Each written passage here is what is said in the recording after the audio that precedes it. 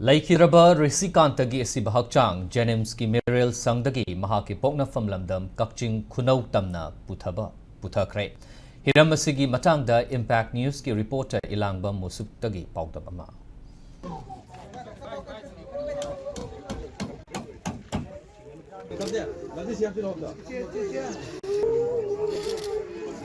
Hauze hakna laiba mafam ase ko Jenimski mo habdi miren chang dan ko kuki khulai pai be singna mihat thina hatok district Kakching Khunou dagi mayang mam Rishikanta'S asiba sang hauze GSC amadi mung manunggi miyo singna ngasi asi loduna aroiba mathong ngam pangthok nabui damakta koi GSC ba ma ki thwa yaw ba sang si ma ki phokna phamlam dam boiba Kakching Khunou da puna bui damakta hauze sem saba punamak loire mapung oina kogi haiba kuki kulai baibisingna mihatina haptok pikraba mayang Rishikanta'S kogi asumnaba mihada siga mai leinana Manipur leingak ki maroina governor ga kogi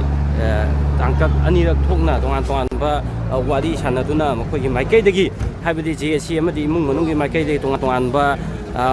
point sing yawba memorandum sing anirak thokna pichilaba matungda leingaka na paikhalaiba tongan ba thabak thorom sing asida koi imung manung amadi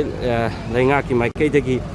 egida koi hiram khara da makoi lainga paikhalaiba thabak thorom sing asida apian ba leibadagi habati mesi asige asumba wild phangnaba makha ta ba khongjang sing di adumak leptana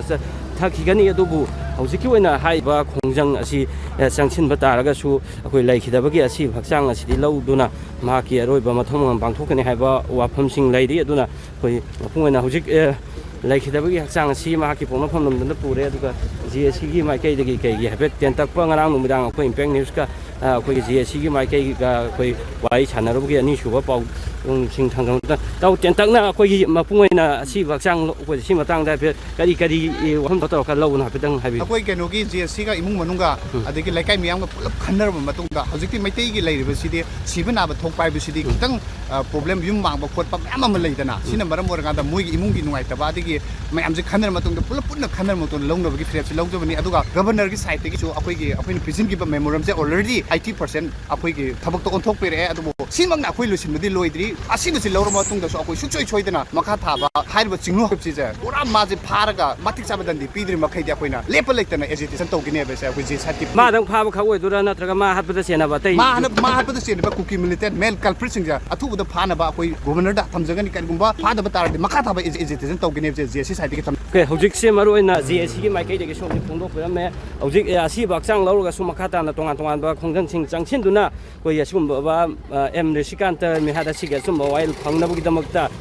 lepton दुम खोंजन चांगसिनगेनि हाइबा वाफम सिंग लैरि अदुना कोइ मिसि असि का मरि लैनना कोइ संसिलकपा तोंगान बा खोंजन सिंग तोंगान बे एजिटेशन सिंग अपडेट सिंग इम्पैक्ट न्यूज kai dagi दुमक लेप्टना पुदु लाक्सके अदुगा ngasi ओइनादि कोइ हौजिक जेनिम्सकी मोक्तकी माहाकी पोंगना फमदम ओइबा Kakching Khunou da माकी अरोइबा मथौमगम पांगथोकनबगी दमकता कोइ पुखिबगी हौजिक मियामना सि अदुना तोंगान बा अपडेट सिंग इम्पैक्ट न्यूज की माइकै दगे दुमक पुदु लाक्सके हौजिक ओइनादि जेनिम्सकी मोक्तकी मियामदा पाउदम जरिबा इसाइरामसु